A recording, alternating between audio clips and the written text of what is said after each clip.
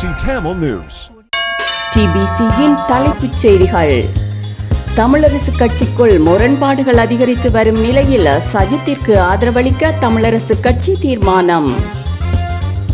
ரணிலுக்கும் சஜித்திற்கும் ஐக்கியத்தை ஏற்படுத்தும் முயற்சிகளில் ஈடுபட்டதாக வெளியான செய்திக்கு இந்திய தூதரகம் மறுப்பு. இலங்கையில் பலவீனமான அரசாங்கம் ஒன்று பதவிக்கு வருவதை வல்லரசு நாடுகள் விரும்புவதாக ராஜித சேனாரத்ன கருத்து. நல்லூர் தேர் திருவிழா முடியும் வரை யாழ்ப்பாணத்தில் சகல தேர்தல் பிரசார நடவடிக்கைகளையும் நிறுத்தி வைப்பதாக நாமல் ராஜபக்ச அறிவிப்பு. வவுனியாவில் காட்சிப்படுத்தப்பட்டிருந்த ஜனாதிபதி ரணில் மற்றும் காதர் மஸ்தானின் பதாதைகள் போலீசாரால் நீக்கம்.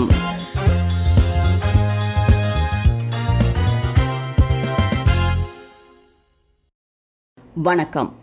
நீங்கள் இணைந்திருப்பது டிபிசியின் மாலை நேர பிரதான செய்திகளுடன். விளம்பர இடைவேளையின் பின்னர் செய்திகள் தொடரும்.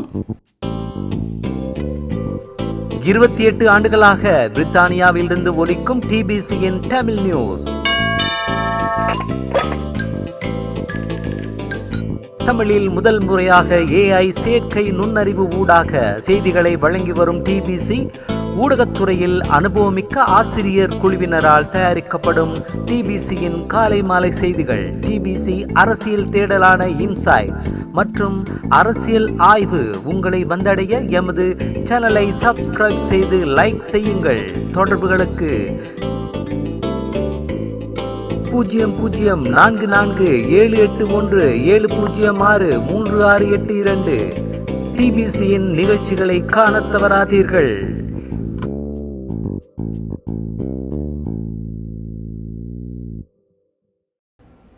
இனி விரிவான செய்திகள். ஜனாதிபதி ரணில் விக்ரமசிங்கவிற்கும் ஐக்கிய மக்கள் சக்தியின் தலைவர் சஜித் பிரேமதாசவிற்கும் இடையில் ஐக்கியத்தை ஏற்படுத்தும் இறுதி முயற்சிகளில் இந்திய பிரதமரின் தேசிய பாதுகாப்பு ஆலோசகர் அஜித் தோவால் ஈடுபட்டதாக வெளியான செய்திகளை கொழும்பு இந்திய உயர்ஸ்தானிகரக வட்டாரங்கள் நிராகரித்துள்ளன. விக்ரமசிங்கவிற்கும் பிரேமதாசவிற்கும் இடையில் ஐக்கியத்தை ஏற்படுத்தி அவர்களில் ஒருவரை ஜனாதிபதி தேர்தலில் இருந்து விலக வைப்பதற்கான முயற்சியாகவே தோவால் கடந்த வாரம் கொழும்பு வந்ததாக கூறப்பட்ட செய்திகளை மறுத்த அந்த வட்டாரங்கள், அவ்வாறு அவர்கள் இருவருக்கும் இடையில் இணக்கத்தை ஏற்படுத்த வேண்டிய தேவை இந்தியாவிற்கு இருந்திருந்தால் தோவால் இந்தியாவில் இருந்தே இருவருடனும் தொடர்பு கொண்டிருப்பார் எனவும் இலங்கைக்கு வரவேண்டிய தேவை இல்லை என்றும் கூறியுள்ளன. தோவால் இலங்கையின் அரசியல் தலைவர்களை சந்திக்க விரும்பியிருந்தால் ஊடகங்களுக்கு தெரியாமலேயே அதை செய்திருக்கலாம். கடந்த காலங்களில் அவர் அவ்வாறு செய்திருக்கிறார். இலங்கையின் ஜனாதிபதி தேர்தல் தொடர்பில் இந்தியாவின் விருப்பு வெறுப்புகளை திணிப்பதற்காகவே தோவால் இலங்கை அரசியல் தலைவர்களை சந்தித்தார் என்று கூறுவது ஆதாரமற்றது என்றும் இந்திய தூதரக வட்டாரங்கள் கூறியுள்ளன.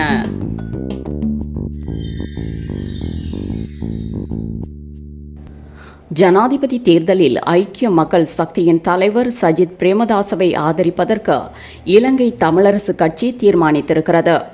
இன்று வவுனியாவில் நடைபெற்ற கட்சியின் மத்திய செயற்குழு கூட்டத்தில் இந்த தீர்மானம் எடுக்கப்பட்டதாக கட்சியின் பேச்சாளரான பாராளுமன்ற உறுப்பினர் MA சுமந்திரன் தெரிவித்தார். தமிழ் பொது வேட்பாளராக அரியநேத்திரன் நிறுத்தப்பட்டதை அடுத்து தமிழரசு கட்சிக்குள் முரண்பாடுகள் அதிகரித்து வந்ததற்கு மத்தியில் இவ்வாறு தீர்மானிக்கப்பட்டிருக்கிறது. அரியநேத்திரனை போட்டியில் இருந்து விலகுமாறும் தமிழரசு கட்சியின் மத்திய குழுவில் கோரிக்கை முன்வைக்கப்பட்டது. சிவஞானம் ஸ்ரீதரனுக்கும் சுமந்திரனுக்கும் இடையிலான அரசியல் பகைமையை மையப்படுத்தியதாகவே அண்மை காலமாக தமிழரசு கட்சியின் பிரச்சினைகள் தீவிரமடைந்து வந்தன. மத்திய செயற்குழு பிரேமதாசவை ஆதரிப்பதற்கு தீர்மானத்தை எடுத்தாலும் கட்சியின் பல மாவட்ட குழுக்கள் அதை மீறி தமிழ் பொது வேட்பாளரை ஆதரிப்பதற்கு தீர்மானங்களை நிறைவேற்றக்கூடிய சாத்தியம் இருக்கிறது. 3 பிரதான வேட்பாளர்களான ஜனாதிபதி விக்ரமசிங்கவும் அனுருகுமார திசாநாயக்கவும் சஜித் பிரேமதாசவும் கடந்த வாரம் வெளியிட்ட தேர்தல் விஞ்ஞாபனங்களில் இனப்பிரச்சினை தொடர்பில் ஒரே மாதிரியான வாக்குறுதியை அளித்திருக்கும் நிலையில் எத்தகைய அடிப்படையில் பிரேமதாசவை ஆதரிக்கும் தீர்மானம் தமிழரசு கட்சியால் எடுக்கப்பட்டது என்பது தொடர்பில் அரசியல் வட்டாரங்களில் கேள்வி எழுந்திருக்கிறது.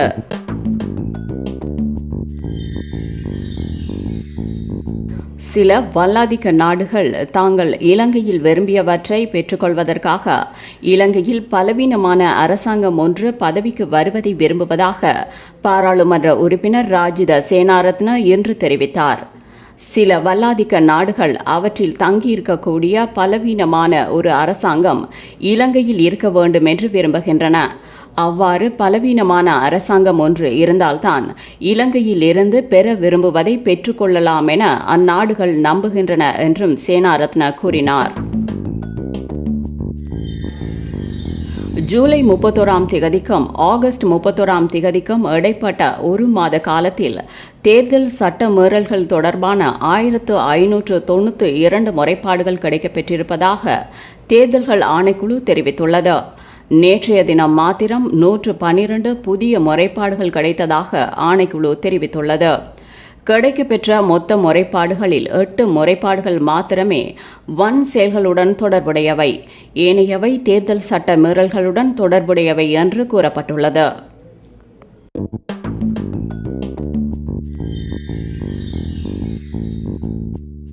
நல்லூர் கந்தசுவாமி கோவில் தேர் திருவிழா முடியும் வரை யாழ்ப்பாணத்தில் சகல தேர்தல் பிரசார நடவடிக்கைகளையும் நிறுத்தி வைப்பதாக ஸ்ரீலங்கா பொதுஜன பெரமுனவின் ஜனாதிபதி வேட்பாளர் நாமல் ராஜபக்ச அறிவித்திருக்கிறார். நல்லூர் திருவிழா முடியும் வரை யாழ்ப்பாணத்தில் அரசியல் நடவடிக்கைகளில் ஈடுபடுவதில்லை என்று தீர்மானித்திருப்பதாகவும் யாழ்ப்பாணத்தினதும் நல்லூர் கோவிலினதும் கலாசார முக்கியத்துவத்திற்கு மதிப்பளித்து இந்த முடிவை எடுத்திருப்பதாகவும் அவர் கூறியுள்ளார். இவ்வாறான புனிதமான காலங்களில் மரபுகளை பேணி பாதுகாப்பது அவசியம் என்று நம்புவதாகவும் நாமல் ராஜபக்ச குறிப்பிட்டுள்ளார்.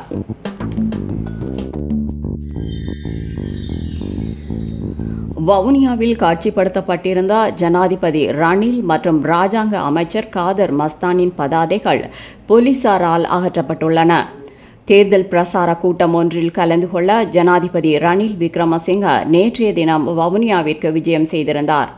இதனை அடுத்து வவுனியா நகர பகுதிகளில் ரணில் மற்றும் இராஜாங்க அமைச்சர் காதர் மஸ்தான் ஆகியோரது உருவங்கள் பொறிக்கப்பட்டிருந்த பதாதைகள் காட்சிப்படுத்தப்பட்டிருந்தன. இந்நிலையில் குறித்த பதாதைகள் ஜனாதிபதி ரணில் வருகை தருவதற்கு முன்னதாகவே போலீசாரால் அகற்றப்பட்டிருந்தன.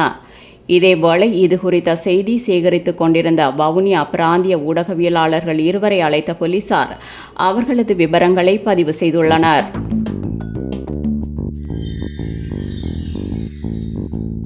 கொழும்பில் இருந்து சென்ற 2 உயர் ரக வெள்ளை குதிரைகள் தற்போது அம்பாறை மாவட்டத்தின் பல்வேறு பகுதிகளின் பிரதான வீதிகளில் உலா வருகின்றன.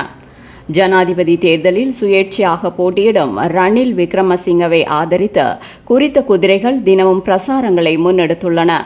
மேலும் ரணில் விக்ரமசிங்கவின் பிரசார கூட்டங்கள் இடம்பெறுகின்ற இடங்களை மையப்படுத்தி குறித்த 2 குதிரைகளும் காட்சிப்படுத்தப்பட்டு வருவதுடன் வித்தியாசமான முறையில் ரணில் விக்ரமசிங்கவின் வெற்றிக்கான பிரசாரங்கள் முன்னெடுக்கப்பட்டு வருகின்றன.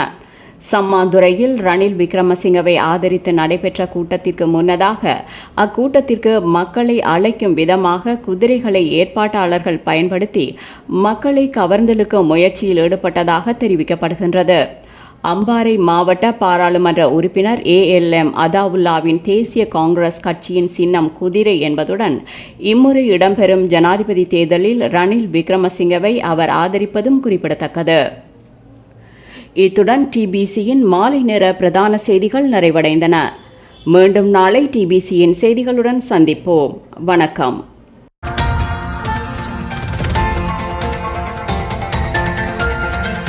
TBC Tamil News.